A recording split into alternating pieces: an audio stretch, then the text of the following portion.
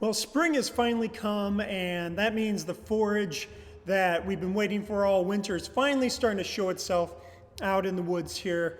And so I hope you've enjoyed your redbud explosion. There's a couple of things I'd like to start the meal off by talking about. One is that our primary goal here, besides defining Ozark food, is to redefine what fine dining should look like in the modern era. And to me, that means a few things. More than anything else, it's about celebrating what's local. I think the days of flying ingredients in from around the world are a thing of the past, or at least it should be something that we should give a more serious consideration of in the age of climate change in particular. But also when we look at things happening around the world, whether it was the pandemic or now what's happening in Ukraine, and how that impacts food supplies. And so when we have a more robust and consistent local food supply chain, these little hiccups are less likely to happen. While many people were struggling at the beginning of the pandemic, we just kept going on because all of our local farmers still had produce and they were still looking for customers. And so I think that's a big part of what we're trying to do here. The other thing for me is around zero waste. What you'll find is that many of the things you eat tonight are part of our zero waste program, especially up at the bar, but also here in the dining room. And that means that food doesn't go into the trash.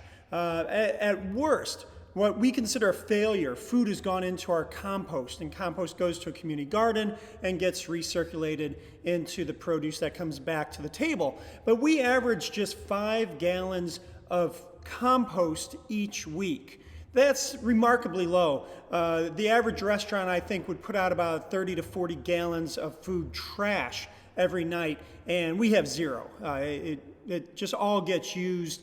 And there's some challenging seasons like watermelon with all the rind and corn with all the husk. But in general, we're 5 gallons or less of food compost each week. So we're really proud of that and happy to share some techniques that you can do at home to change how you cook and how you consume the food in our community.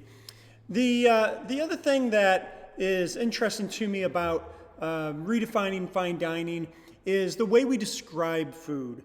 I think oftentimes menus are written for food writers, food influencers, and big terms are used that I think oftentimes are over the head of the average diner because it's just professional jargon. And I've been asking for years, like, why are we doing that? Are we doing it so you can be impressed by us?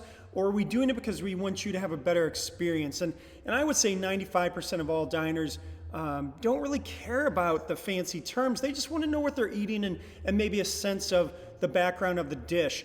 And so you're going to find tonight that we use a lot of fancy techniques. We're happy to tell you how we make everything. We share all of our recipes.